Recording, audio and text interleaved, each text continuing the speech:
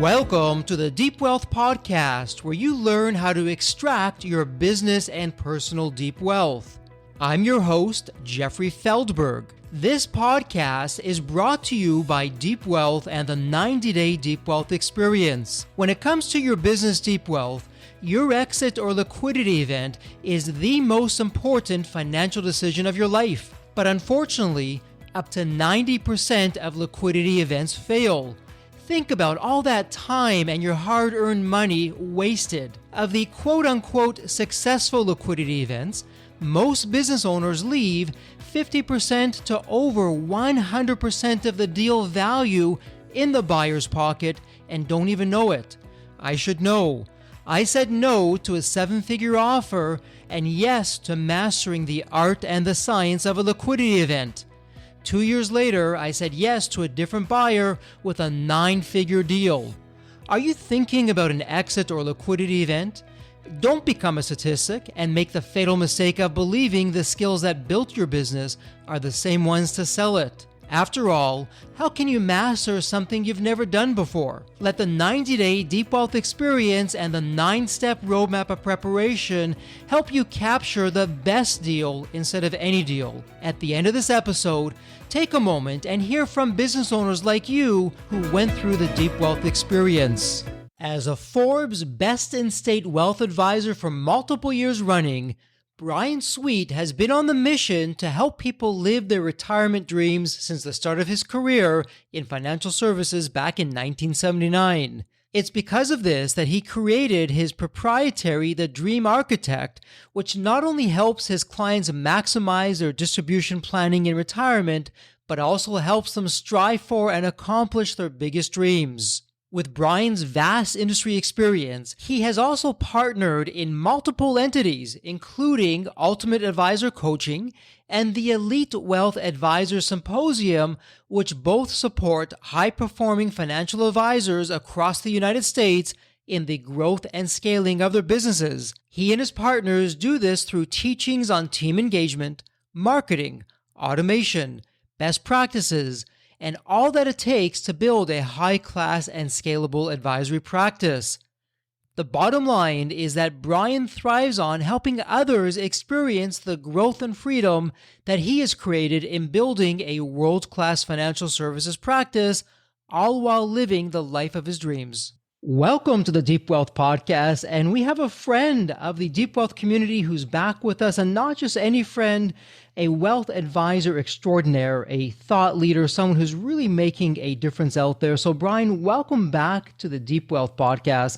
And since the last time that you've been on, a lot of terrific changes have been taking place at Deep Wealth, and our community has grown. So Bryan, for the benefit of our new listeners, our new audience, why don't you tell us the story behind the story? What got you to where you are today?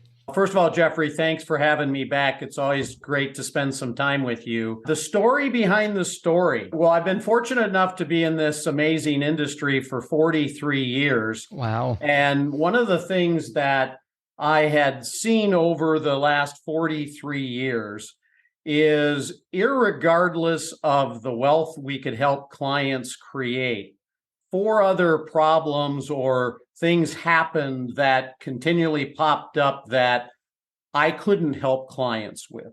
Mm-hmm. And because of that, one of my goals became is who can I collaborate with, or where are the people that can help solve these problems for clients? Mm-hmm. And so what we've been doing since the last time we spoke is we've been creating a platform that really addresses these, I call them 5 pillars that clients deal with. The first one is wealth, and that's obviously what we've done for 43 years. But the other 4 are purpose, and the biggest part with that is when you're going from something to something like retiring, that sometimes is a very difficult transition. Maybe the biggest one, or the one that has the most emphasis right now, is health and longevity. So if you had all the wealth that you wanted, but you didn't have your health, what does it mean?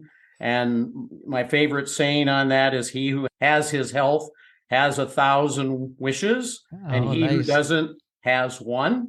So think about that one for a second. Yeah. And legacy issues, transferring your values down to your family members and charitable aspirations, and then experiences. Sometimes when you're busy being a business owner, you don't have the time to really do all the things that maybe are on your bucket list. And so when you actually have the time, you don't even know who to go to, what to do. And so that's been a key thing. So we've been so fortunate to get to collaborate with individuals and have created a platform called the Dream Architect Life. And then we're doing immersives where we go deep into these areas. Interesting. And for our listeners, Bryan, what you just shared is a wonderful segue into what we'll be talking about today. And offline, I was sharing with you, and I'll share with our listener, it's been interesting because really this past week, in anticipation of us talking, just call it serendipity, call it the universe winking, whatever you'd like, it's been interesting. A number of conversations I've had with successful business owners. There was a theme to that, Bryan, and I'll share that theme with you. It was the gamut from, everything I hear about wealth advisors hasn't been great, or someone in my family tried a wealth advisor, lost money. They ended up now taking their own portfolio and managing it on their own. Is that the same fate for me? Should I be trusting a wealth advisor? And if not, how do I even find one? To the other extreme of, I have wealth advisors. They're doing okay. Not great, not terrible, just doing okay. Probably the same as everyone else. And so offline, Bryan, I use the word murkiness. There's a lot of murkiness out there with business owners about wealth advisors. And given your experience, your thought leadership, how you're really making a difference out there, it'd be wonderful to really set some benchmarks here of how, whether you're just starting out in business or you're planning for an exit or you've had an exit, why you should have a wealth advisor really from the beginning. And then how do you find that wealth advisor from the start to do it right? You don't want to do it twice. You want to do it right the first time.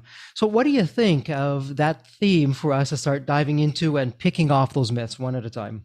Yeah, I think that's a great subject. And, we hear that a lot also just from clients that are maybe investigating, maybe making a change, and those questions come up. And so one of the things that we have done to be helpful is we've actually created, we call it the Right Fit Advisor Guide.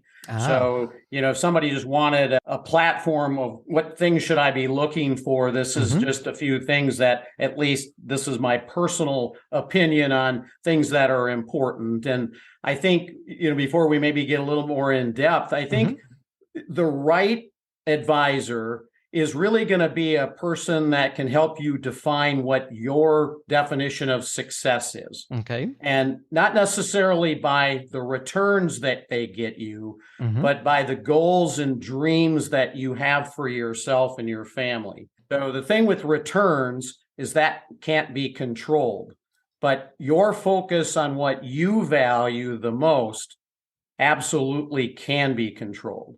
And so if your advisor is aware of what's important and they're prioritized, and at every meeting you're going through a list of all of the things that you value and you deem important, and you're creating checklists or check marks that those things are being addressed, that's probably a fairly good sign, because it means you're moving forward in things that are important to you. And that's maybe one, guidepost that you might want to keep in mind. And it's interesting as you say that. And for the listeners, what I want to have this comment really hopefully resonate with you, whether you're just starting out in business or you've established yourself, you're successful in business. And Bryan, you can correct me if I'm off base, but you don't have to be quote unquote wealthy to have a wealth advisor. And there may be wealth advisors that will have certain minimums, but there's also wealth advisors that will see a potential in somebody and say, okay, let me start here with this individual now. And as they grow, I'll grow. So would I be on base with that you don't need to have a small king's ransom of money in the bank to start working with a wealth advisor? Yeah, I definitely would agree with that. As you alluded to, there are some out there where they do have this defined minimum, and, that wouldn't work for everybody. But I'm totally aware of lots of great advisors throughout the country that don't have these minimums, that, if I wasn't doing this myself, I would be really comfortable, referring friends and family to them because of the quality of the work they do, but also because they see the potential in people and want to help them get there. Absolutely. And then going along those lines, so we're now establishing, hey, you don't need to have your exit before you start working with a wealth advisor. And in fact, I would say when you're working with a wealth advisor, even when you start your business, the planning that you would do with a wealth advisor will likely change the business. And the flip side of that, the business is going to change because you're working with a wealth advisor. And again, would I be on point with that? Yeah, I would totally agree. I think by working with a wealth advisor in advance, one, it'll tell you whether they're going to be the right person to help you with this exit by the things that they have done or haven't done for you up until that point. The people that they've put you in contact with to help you accomplish things, questions that you've had. So I would absolutely agree with that. And then just rounding out some of the basics here before we do a deeper dive into some of the more perhaps advanced topics is the notion that, well, you know what, maybe I can't trust a wealth advisor and it's my responsibility as a business owner, it's my money to manage my money and invest my money. And I would say for some people, perhaps that's correct. But Bryan, again, you can correct me if I'm off base, that for the vast majority of people, that's not the best decision and it doesn't have a great outcome. Yeah, I mean, there's several people I know that have desire and are actually very astute at money management, and they just need to make sure they have the time and energy to do that. But I would tell you, most people would spend the free time that they could generate by not doing that and things that they actually have more passion and desire for. And I think the key thing with a financial advisor is you need to look for somebody that is going to act in your best interest, or the word fiduciary comes up. And, there's several different ways of doing that. But, somebody that only talks about returns and products, that maybe was one indication that they're not necessarily going to fill that fiduciary role, because if the only way that they get paid is by selling you some kind of a product, there could be conflicts, not to say there would, but there could be conflicts of interest, and you just need to be aware of that. Interesting. Okay, so some more takeaways for our listeners. And so, Bryan, as I've shared before on our other podcasts, and we can put a link to that in the show notes, you're very modest, because really in the industry, you're incredibly successful, you're a thought leader, and really you're also working with wealth advisors who are up and coming in coaching them and giving them your wisdom and your insights. And the question, to put you on the spot, your success is not an accident. Any success is not an accident. You've obviously been doing things right, but sometimes that's not so obvious to people.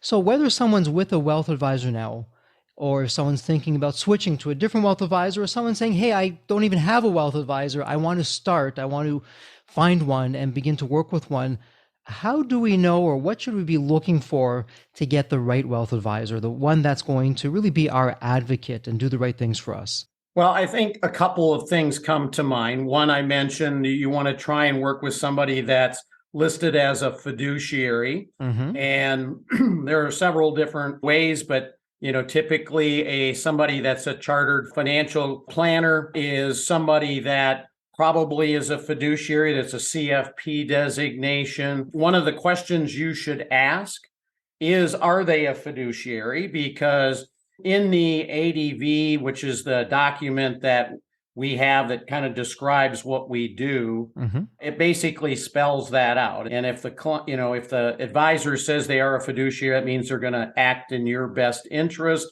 And that would typically mean, they're not going to sell only products to you. They're going to be on the same side of the table. So when they make decisions, it's not, they win, you lose. It's everybody's in this together. But I think the other question you need to ask is, you want to have somebody that takes more of a holistic view of everything. So, managing money is really one part of it, and literally accumulating money, I would tell you, if you just set some disciplines, is relatively really easy. By just following some easy steps over time and keeping things diversified. But it's so much more than that. tax planning is a huge thing. Working with your CPA and your estate planning attorney to make sure all of your plans are such that your CPA, your estate planning attorney, and all of the stuff that you're doing as a financial advisor are all coordinated to move the client's goals and dreams forward in the same path and not competing against one another. So you really want somebody that kind of acts maybe as your quarterback to initiate, follow up, and make sure that when you go through that of everything that I have a concern with, or these are my problems, or these are my goals and dreams, somebody's actually making sure that they're getting the right people to address each of those in the right order based on what you feel is important, or maybe they'll make a recommendation as to why that order isn't correct. And as long as you agree with that, but moving forward along those lines so that over time, you know that I will have met all of my at least current goals and objectives. And then you need somebody that has a defined review or a maintenance platform where you just don't set the plan up today and then you never look at it.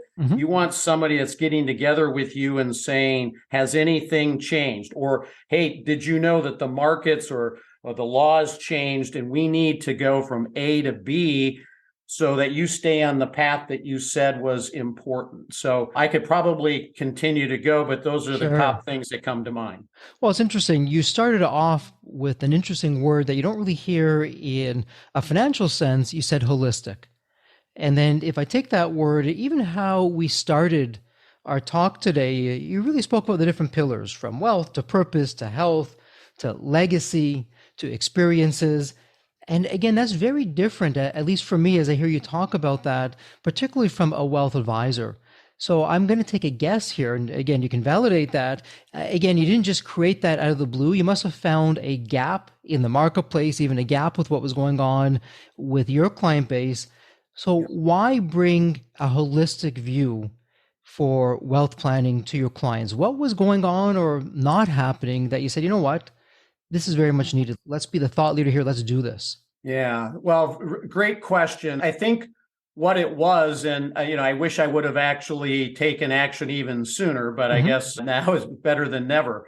But these 4 issues, people that dealt with issues where they maybe retired and then all of a sudden they just weren't having the quality of life that they thought they would have after they'd amassed, all the money that they needed. There was just things missing, or people that weren't aware of preventative health issues or things that you can do on your own that can actually make you younger as you get older. And so I just said, well, having done this, I keep seeing these issues come up. And what can I do, or who can I collaborate with that has expertise in these areas that I can then introduce to my clients so that I feel good that they're kind of living their best life, because they were living their best life from having the money that they wanted. But if you don't have really all of those 5 pillars, there's like a big void that they have, and life isn't as good as it could be. And so it was just my goal to say, well, I don't see anything out there that's pulling these all together. Right. And since I'm not seeing it, then somebody's got to create it. And why not me? Absolutely terrific, Bryan, in terms of what you're seeing. And you're an early adopter, because when we look to science, what we're hearing now is our age, what we consider our quote unquote age limit, when we pass on to the other side, whatever that is for somebody, is increasing. And believe it or not, someone who is alive right now, born recently, will live to be 150. As crazy as that sounds for us today, that's what science is saying. And so from a wealth perspective, it's interesting that you're taking that outlook of, okay, if we're going to have longevity and we'll help get you there, you're saying, let's make sure that you even have the capital, the wealth to sustain that lifestyle. I'm sure for some business owners or just investors in general, they get a shocking surprise, not a good one, when they get later on in their years and what they thought they would have simply isn't there. Yeah, such an interesting comment you make because that's so true. So when you're introducing people to the health and longevity idea, what you just said, people are going to be living that long. That's absolutely true. I've seen, studies and evidence of that. But if you think about it, especially somebody that's younger, that's maybe just getting started, Right. they're going to need their money to last a lot longer than somebody that's retiring today. So in our planning, for an average retiree, I like to use age 100 as our minimum target. Now, I get a lot of clients that go, 100, have you lost your marbles? But, it's fairly easy for somebody at 65 to live to 100 and getting more likely all the time. But if you're even younger than that, you need to start looking at 120 and 150, and potentially you'll be working till 75, but you're feeling like you're 50 at 75. And it's just amazing, since I've gotten this opportunity to work with some of the top medical people, that a lot of the things that help make you younger each day by actually getting older are really within our control. And a lot of the other things are just things that are preventative in nature that most people aren't aware that they can take advantage of, so that instead of having medical illnesses later on, if you can know about them in advance, then you can do things so they actually never happen. And an interesting statistic I heard, Jeffrey, is 80% of people 40 and older have some asymptomatic thing going on in their bodies that they just don't know about. So wouldn't it be nice that if 80% of us knew what that might be, and then they could be told, well, if you do this and this, that won't be an issue, or will help you avoid that. Wouldn't that be amazing? But those things are out there. People just aren't aware of them. And if we put a pause on that for just a moment, and for our listeners, I want you to think about something. So Bryan, who is a thought leader, a wealth advisor, is looking with his crystal ball into the future. And part of the solution, just as we take our wealth, our capital, and we invest it, and, compound interest and all those other good things that come along, Bryan, you've asked a really interesting question. Well, how can we do the same thing for our health? That hitting a financial milestone, whatever that is for somebody, and I'm sure it's all over the board for different people, but, to your point earlier, what's the point if you hit $1 gazillion, but you can't enjoy it? You have trouble getting out of bed, or you have some kind of disease that your time is now limited. What's the point of all that? And so you putting the two together, hey, I'm going to invest your capital and your wealth and take it to the next level, but let's also help you with investing in your health. What a novel concept that you're doing today, so far ahead of everyone else. So talk to us a little bit about I know it's early days and you're still rolling this out, but how are things going with that?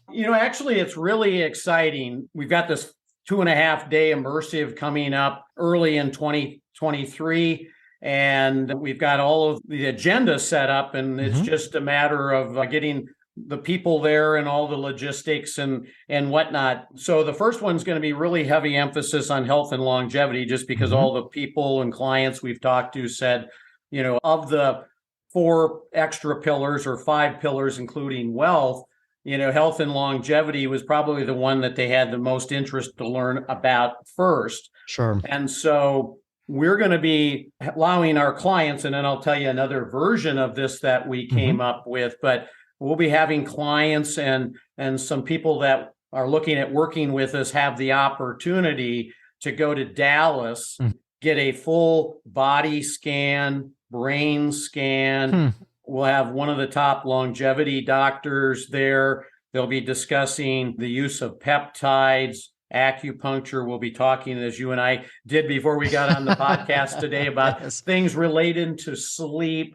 And they'll be able to actually get the results of all of these down with a skilled doctor and go through all the scans. And the most amazing thing is this organization that we're working with has created relationships with literally every kind of medical professional. So if something comes up in one of your scans, they can give you a referral, where in 20 24 to 48 hours, you can actually have an appointment to see a specialist to deal with that. And if anybody's ever tried to get a medical appointment, you might get in 3 or 4 months from now. And depending on the seriousness of it, I've gone through all of these tests myself. So it's amazing, the results. It's just fascinating, to be honest with you. But some of the people I was with, one had an aortic valve issue. And apparently, if you don't address those, it's like a 95% fatality rate. Oh, my goodness. Wow. And so,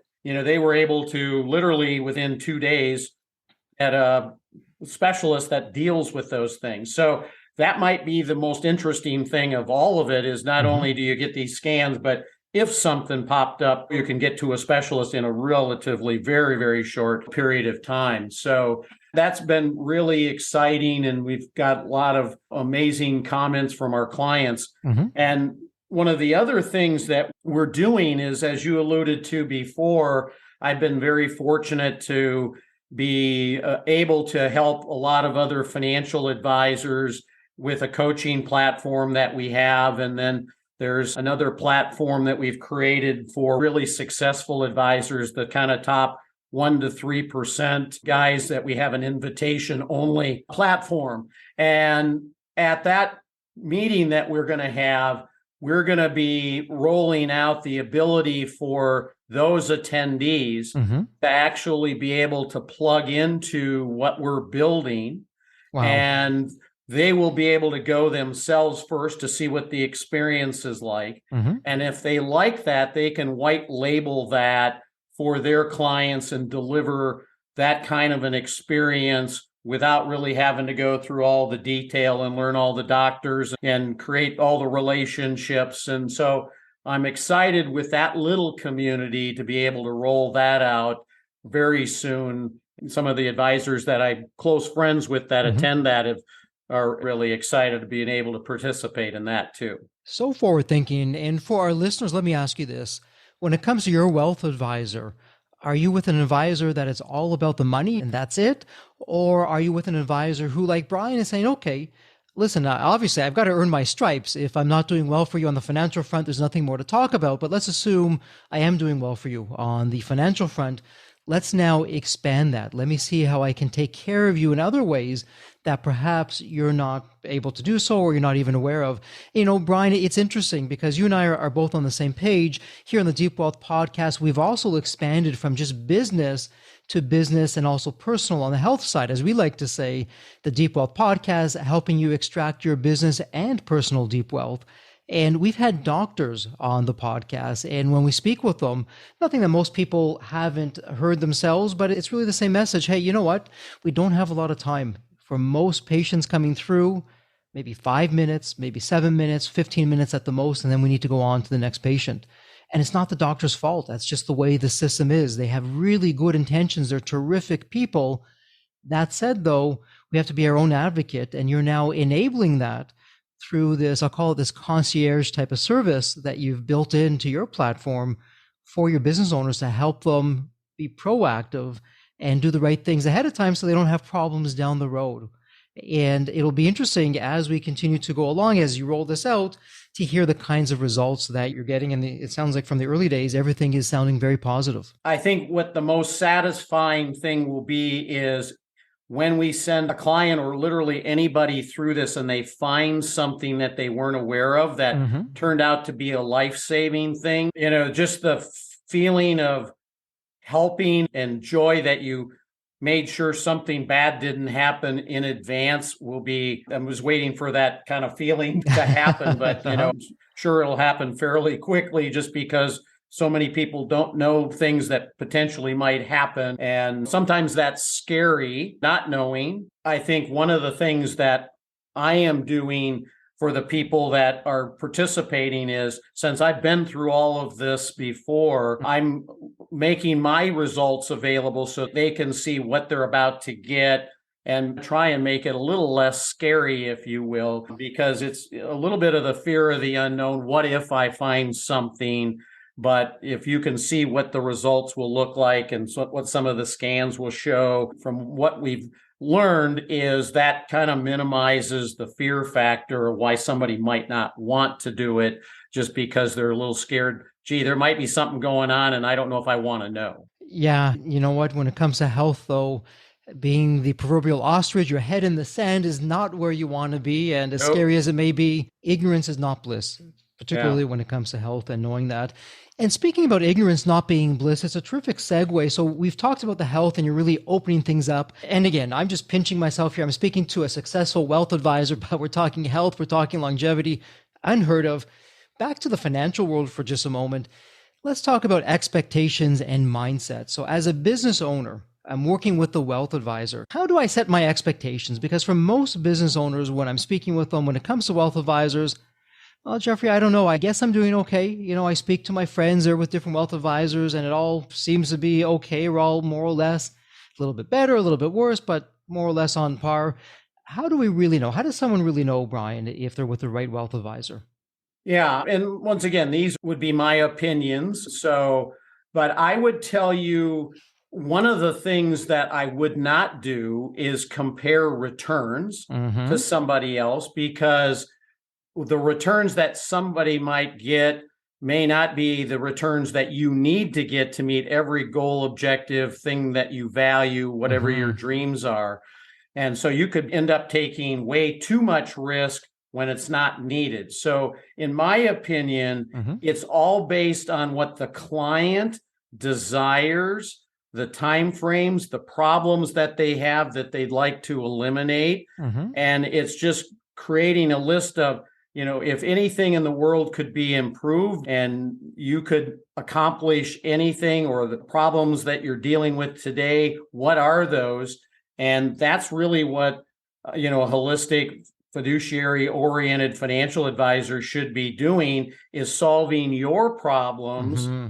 and setting deadlines and expectations of, this is what we should do first. This is when we should have it done by, and making sure that it's done when they say it's going to be to the satisfaction of the client, and keep a running total of how those things are. And then whatever happens and things that change, Mm-hmm. keep adding those new things to the plate as they come up, because life changes, we all get thrown curveballs. And so you want to keep your financial advisor aware of anything that might change, Mm-hmm. because it could have a dramatic effect on what they need to do to help you stay on track.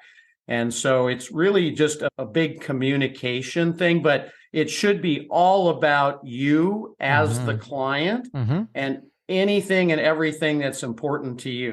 And you know, for our listeners, some very sage advice from Bryan. I hope you're paying attention. And really, I'll say it in a bit of a different way. And Bryan, it underscores what you're saying. So don't compare what you're doing with somebody else. And I would imagine, because here at Deep Wealth, we're about growing a business. And then once you've grown the business, helping people sell the business. And, you know, business owners talk to business owners. No one ever talks about the deal that they lost. You'll hear about, oh, this is the one that I won. So when you're comparing your portfolio to someone else's portfolio, they're not going to tell you, oh, yeah, I lost really bad on that one. You are going to hear, oh, I hit that one out of the park. I doubled my investment. So don't compare. But then also, Bryan, I would imagine if you had two clients coming to you and one said, okay, you know what, Bryan, capital preservation first. I would like to create some passive income coming in that I can live off of. And you had another client that said, you know what, I have some room to spare here. Let's take a certain percentage of my wealth, and it's okay if we're a little bit risky. Let's try and grow it. Capital preservation, let's have that take a back seat. I would imagine in those two different scenarios, there's a different asset allocation. You're doing different strategies, different things, and you just can't compare the two because they have different objectives to what you were getting to earlier. Yeah, and they would typically be totally different. I would say every client to a certain extent is going to be different in some capacity. They Mm-hmm. may end up having the same portfolio or Mm-hmm. really close to the same portfolio, but their tax strategy might be different. Mm-hmm. Their estate planning could be different. It just depends on all the little nuances that they have. So, the investment part is just one piece of it. But Mm-hmm. in an ideal world, we want you to at least know the risk level you need to take to accomplish the things that are important to you. but it's a running analysis. So you don't want to just set it and forget it. A lot of people spend more time planning their vacations than they do planning their financial future. And not that it takes a lot of time and energy. If you're dealing with the right advisor, a couple of meetings a year where you just basically make sure they understand everything that's important to you, the timeframes that they're important in, and then let them do their magic, but make sure, trust, but make them accountable. Show me you're actually doing this. Mm-hmm. When did we get this done? When are you going to have it done by? And those people that can deliver on what you want in the timeframes that they've established probably are advisors you probably want to continue to work with. And if they're not doing that for you, then it might, behoove you to look some other place. And as I mentioned, we do have that right fit advisor guide that we've created. But if you've got some other successful friends that is using another advisor that you trust their opinion, that could be another resource. And so I would just say, if you're ever looking at changing an advisor or you don't have one and you're saying, well, maybe I need to do something like that, I would actually interview several advisors. And I think what you will find, if you ask them all the same questions, you will quickly find those that you don't feel comfortable with. And then you'll find maybe the one or a couple that really resonate with you. And then you can take those conversations deeper. But it's really asking the same questions of different people to see how they answer it. And does it make you feel, warm and fuzzy inside, for lack of another term? You'll just kind of know whether that's going to be a good fit. But I think you definitely need to interview people because you're going to work with this. And ideally, you want to create a lifetime relationship. I mean, I still have some clients from the first day. So I've got some clients I've worked with for 43 years. We're looking for a lifetime relationship and ideally get to know your family and continue helping them for years to come. So we work with a lot of families who then we work with their children, and then all of a sudden it's the grandchildren. And it's fun because you know so much about the family and what they value and what's important. And you'll figure that out once you find the right person, but you just got to ask questions. Interesting, Bryan. And speaking of questions, I mean, look, this could be an episode all on its own, and maybe it should be. We should make a note for a future one. That said, though, if someone is now either looking for a wealth advisor for the very first time, or they're thinking about switching and they're now in the interviewing mode, the filtering mode, what would be some of the top questions that someone should be asking to really get a sense of, okay, is this the right wealth advisor or is it not? Or maybe I can ask it in a little bit of a different way. Bryan, if you were looking for someone for yourself or for one of your family members, and in this crazy thought experiment, you couldn't be that person, and you had to tell that family member, okay, when you speak to a wealth advisor, I want to get the best outcome for you. So here's the questions that you should be asking. What would be your top 2, 3, 5 questions? I think just one question would be, do you act in a fiduciary capacity? Okay. And then have them explain what they think fiduciary means. Okay. And it should give you a definition of something, one, that's you're acting in the client's best interest. But I would say you really want them to expand it and talk about other holistic things like tax planning, estate planning, being the quarterback for all your planning and things like that would be important things to consider. Another great question would be, tell me about some of the things that you have done for some of your clients that was unique or help them solve some problems that they had or concerns that they had that you did for their benefit other than selling them a product. So that'll let you know, did they collaborate with somebody? Did they give you a referral to some outside service that they don't benefit from, but it was helpful to you?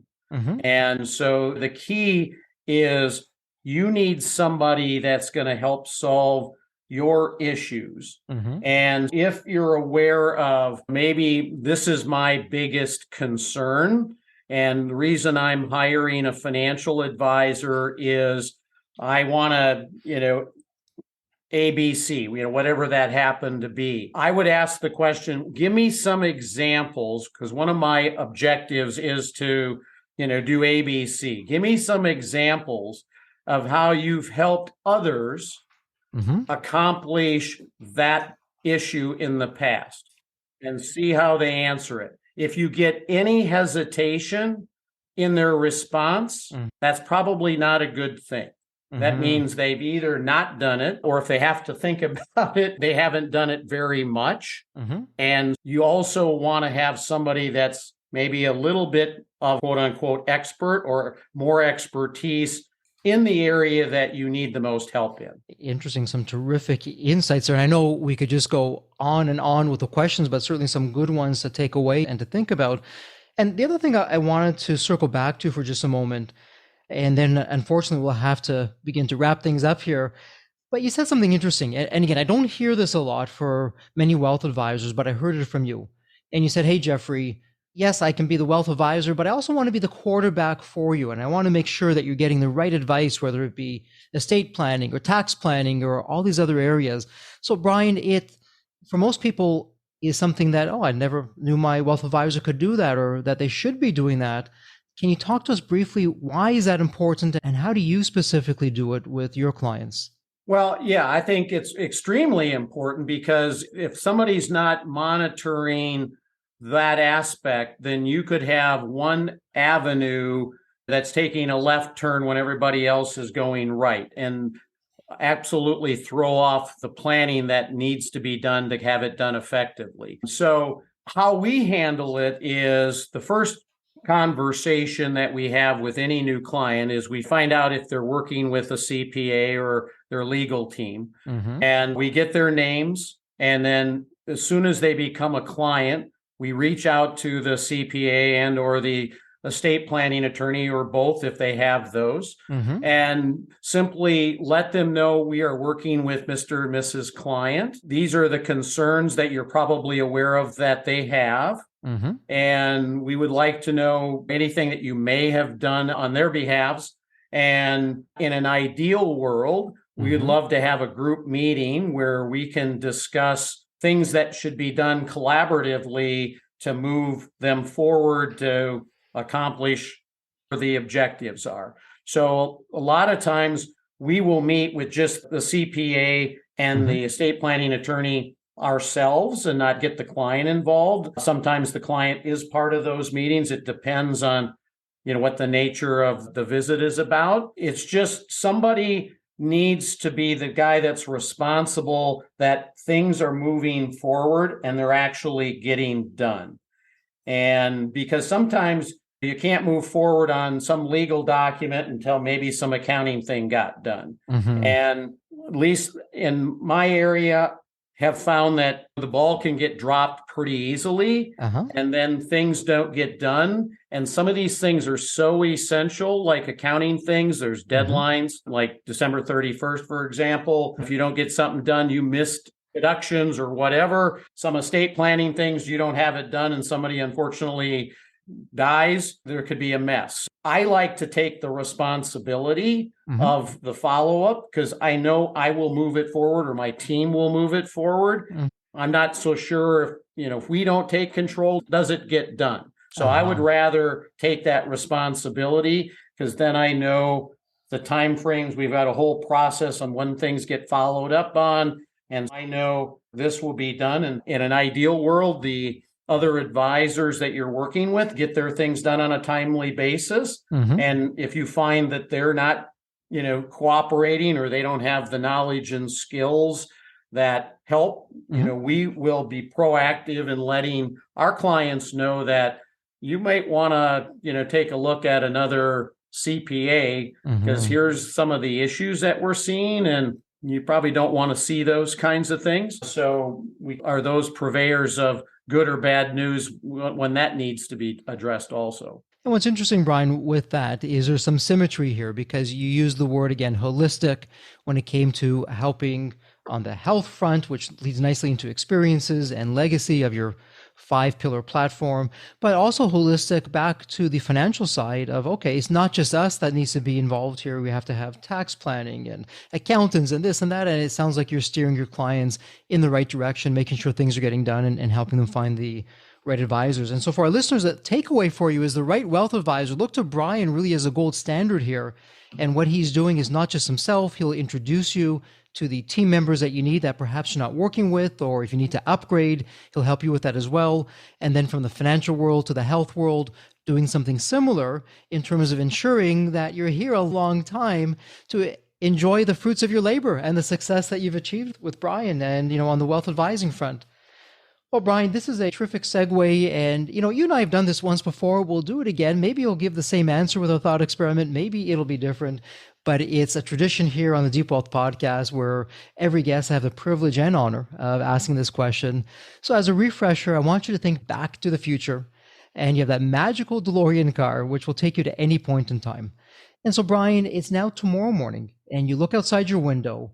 And not only is the DeLorean car there, but the door is open and it's waiting for you to hop on in. So you hop in and you're now going to go to any point in your past. Bryan, as a young child, as a teenager, whatever point in time it would be, Bryan, what are you telling your younger self in terms of life wisdom or life lessons? Or, hey, Bryan, do this, but don't do that. What would that sound like? I love this question. I forgot you were going to do this to me. Based on where we're at now and the things that we're delivering to clients on the 5 pillars. Yes. I would love to go back to when I originally created the Dream Architect platform about a dozen years ago. And if I would have included those extra 4 pillars as part of that at that point, I could have been a lot more helpful and maybe help prevent a lot of bad retirements, a lot of maybe health issues, although the last 12 years, there's been so many crazy medical advances that might not have been able to do it as well as you can today. But I would say just off the top of my head, that would be one really positive thing if I could jump in that car and head backwards. Wow. You know what? Some lessons learned looking back so you can look forward. I love that. And again, all of this is going to be in the show notes. It'll be a point and click for our listeners. Bryan, if someone would like to learn more about you or reach you online or have a discussion with you of where they are and how you may be able to help, what would be the best place online to reach you? Well, I'll give you a couple things. One, if you'd like the Right Fit Advisor Guide, if you would just send an email to Miranda@sweetfinancial.com. Okay. We'll send that out to you. If you want to learn a little bit more about what we're doing with the Dream Architect Life Immersive, that's dreamarchitect.com. Okay. And you can just reach me at Bryan@Sweet Financial, or just our website is sweetfinancial.com. And if I can be of help or answer any questions for anybody, I do answer all my emails. So feel free to reach out to us if we can be of any help. Well, it doesn't get any easier than that. And I would encourage our listeners from the Right For You guide to reaching out to Bryan and just hearing from someone who, again, he's blazing the way and paving the way for not just the financial side, but your health is your wealth and your wealth is your wealth. Get both of them all at once. Doesn't get any better than that. So Bryan, it's an official wrap. And as always, thank you so much for taking part of your day and spending it with us here on the Deep Wealth Podcast. And as always, please stay healthy and safe.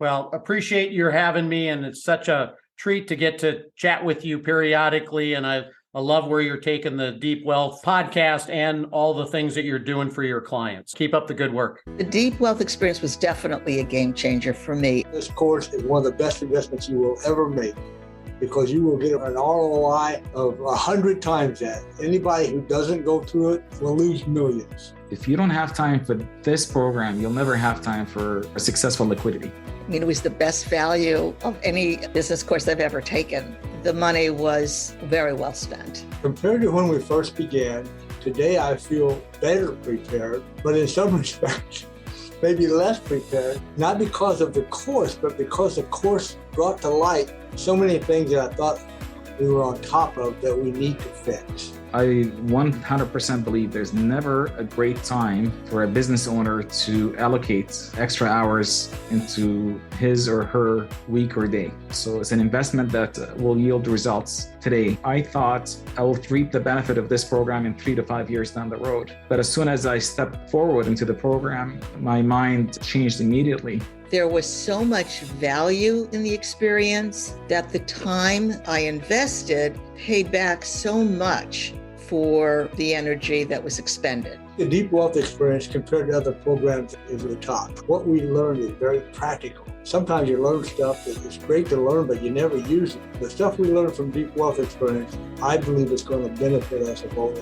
I've done an executive MBA. I've worked for billion-dollar companies before. I've worked for smaller companies before I started my business. I've been running my business successfully now for getting close to a decade. We're on a growth trajectory. Reflecting back on the Deep Wealth, I knew less than 10% what I know now. Maybe close to 1% even. Hands down the best program in which I've ever participated. And we've done a lot of different things over the years. We've been in other mastermind groups, gone to many seminars, workshops, conferences, retreats, read books. This was so different. I haven't had an experience that's anything close to this in all the years that we've been at this. It's 5-star, A+.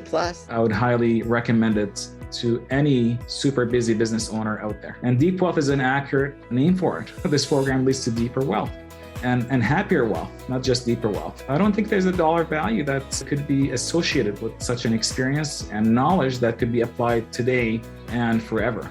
Are you leaving millions on the table?